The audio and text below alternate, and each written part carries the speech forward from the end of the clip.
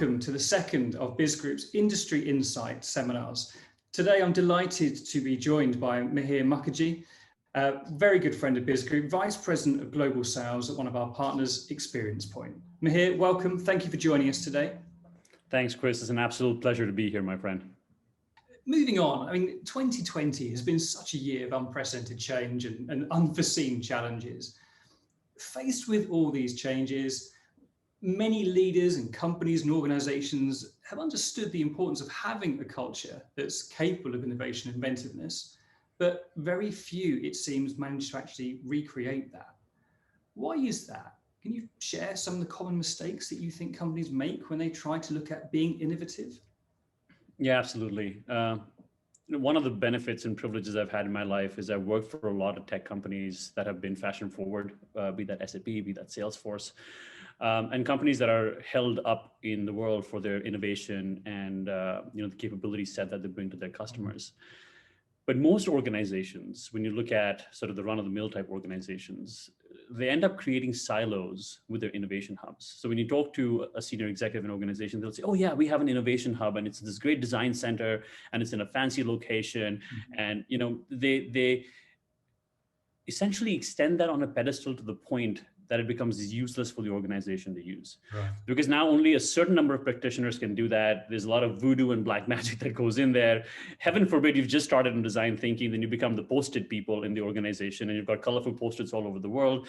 And it's very airy-fairy, and there's not enough business outcome determined to it. So I was chatting with a supply chain individual the other day, and he said, design thinking is great, like when you're trying to think of new ideas, but like I run a supply chain. Right? Like I have actual business to run. So we do the design thinking stuff in the design center. This is how we said it. We do it in the design center, but then I have a day job to run my business.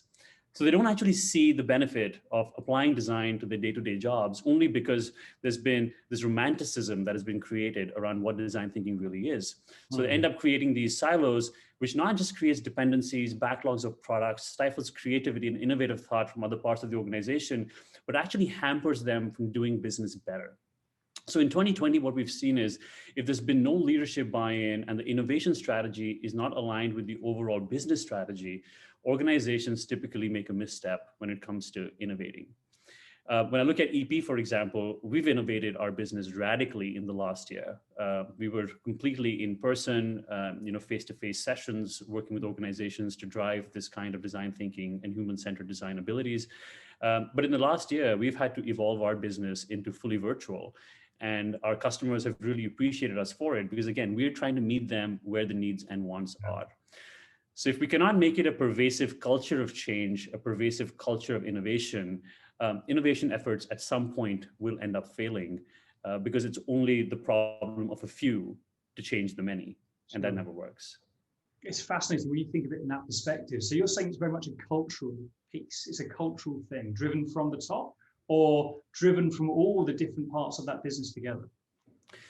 So in a case of turmoil and turbulence, as we're seeing right now economically, having the leadership stand behind it says volumes to the business in terms of its importance, in terms of its applicability to the business, and in terms of reinventing how they would go to market when the world becomes normal again. When you think about the culture piece of it, that is absolutely critical because most organizations will either overinvest on the skills piece. So they will run these massive programs for their high potentials. They'll run these learning and development programs, and they will not invest in the organizational change required to support these individuals when they come back into the organization with all these new ideas and ways of working.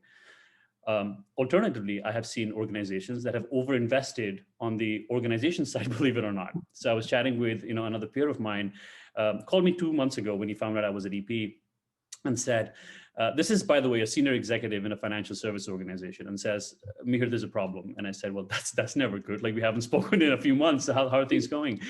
And so he says, "I've invested $15 million in a tech transformation for my business. And this is supposed to drive efficiencies, new product value, is supposed to drive better customer centricity. But the project is just falling flat on its face." And I said, "Why is that?" He said, "Because people are still working the same way they've always worked, and they don't want to apply this new technology to the business." And I said, "Well, then how did you manage these guys when you were going through the transition?" And he said, "Well, we've been sending them weekly email updates." And so I just kind of paused there for a second. I'm like, okay, so you invested $15 million on a tech transformation, transforming all your business processes and how you do these things. But on the people pillar, you send them emails, right? Like there has to be stakeholder buy-in. They have to know how to use the tool. There has to be an enablement strategy and those kinds of things, which was assumed was happening, but wasn't. So both those pillars are extremely critical when it comes to driving a culture of innovation change in the business, because at the end of the day, it has to be tied to business outcomes.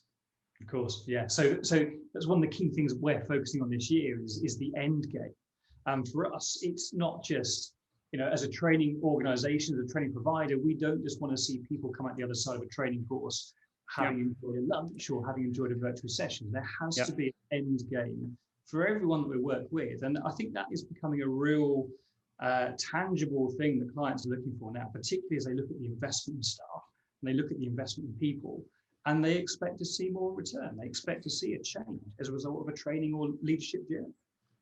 Yeah, I completely agree with you. I mean, we talk about innovation in so many different ways, shapes, and forms, but at the very essence of it, innovation, that way we define it at EP, is new ideas that work. Yeah. Right? It has to work. Now, you don't take an existing idea that's already working and then say, well, now we'll try a new way of doing it. It has to be done for the better.